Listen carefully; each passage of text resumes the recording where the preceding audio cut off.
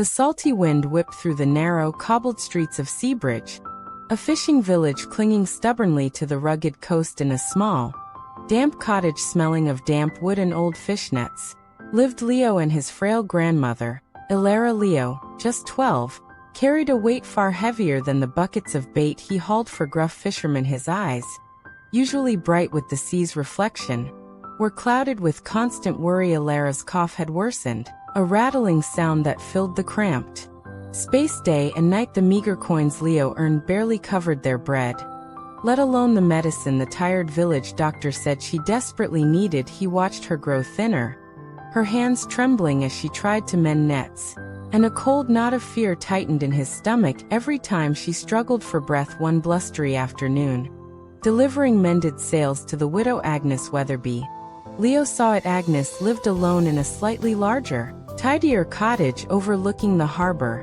a place filled with strange, beautiful objects from her late husband's travels. There, gleaming softly on a lace doily beside the window, sat a music box. It wasn't large, but it was exquisite, crafted from polished rosewood, inlaid with delicate mother-of-pearl swirls. Agnes, humming softly while watering geraniums, briefly stepped into her pantry. In that silent, suspended moment, Leo's desperate need crashed over him like a rogue wave. He imagined the medicine, the relief on Gran's face before the thought fully formed. Before he could wrestle the shame down, his hand darted out. The cool, smooth wood was in his grasp, tucked swiftly beneath his worn jumper, its slight weight a burning brand against his skin. As he fled, the music box felt like a live coal hidden under his thin mattress. Every creak of the cottage floorboards, every cough from Gran's room, made him jump. He couldn't bear to look at it, yet couldn't bring himself to get rid of it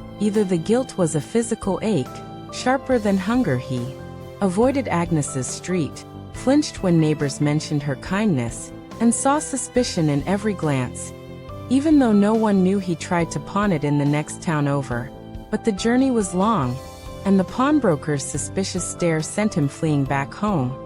The box still a heavy secret, the hope for medicine remained out of reach, and Gran's condition seemed to mock his terrible, useless act. One evening, the dreaded knock came. Leo's heart hammered against his ribs as he opened the door, to find Agnes Weatherby standing there, her kind face etched with concern, not accusation. She held a small jar of honey and a bundle of dried herbs. Ilara, she said softly, her gaze gentle but knowing, bypassing Leo completely. I heard that cough carrying on the wind. This might soothe your throat. She moved past the frozen boy, her presence filling the small room with an unexpected calm. She sat by Gran's bedside, talking in low, comforting tones, placing a cool cloth on the old woman's forehead.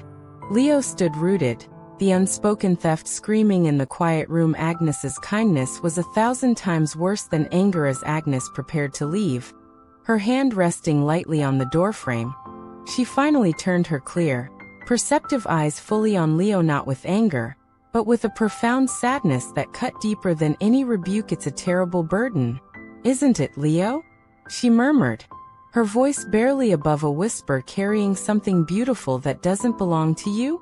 Especially when it sings. She didn't mention the music box, but her words landed with the weight of truth. Sometimes, she added, looking towards Gran, the thing we think we need to take is the very thing that keeps us from finding the real help. Leo felt tears burn his eyes. Hot and shameful, he couldn't speak, couldn't meet her gaze, only nodding mutely as she stepped out into the twilight. That night, Leo didn't sleep. Agnes's words echoed, mingling with Gran's labored breathing. The polished wood of the hidden box seemed to pulse with its own silent accusation. Just before dawn, a resolve, fragile but clear, settled over him. He crept silently from his pallet, retrieved the music box from its hiding place, its cool surface now feeling strangely heavy with his shame. He slipped out into the gray, pre-dawn light. Walking the deserted path to Agnes's cottage felt like walking to his doom, yet each step also lifted a fraction of the crushing weight. He placed the box carefully, reverently back onto the lace doily by her window, exactly where he had found it. He lingered for only a second, a silent apology whispered into the cool air, before vanishing back into the mist. A day later, Agnes returned. This time, She carried not just herbs, but a small bottle of the precious cough syrup from the doctor. Paid for with her own coins, she also brought a proposition. Leo, she said, her voice warm and steady, I find my garden is becoming too much for these old bones, and I could use a strong lad. For some odd jobs, fetching wood, tidying the shed, perhaps helping sort some of my late husband's things. Would you consider working for me? Proper wages.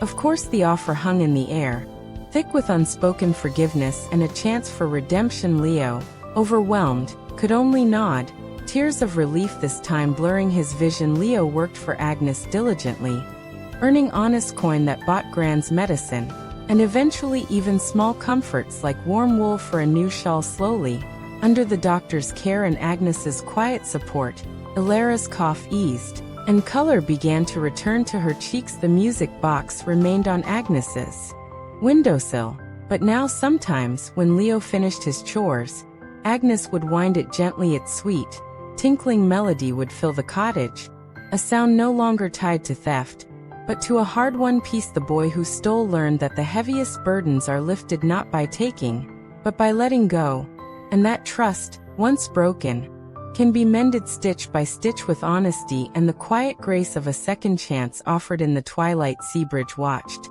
and slowly, the wary glances turned to nods of respect for the boy who worked hard under the widow's kind eye.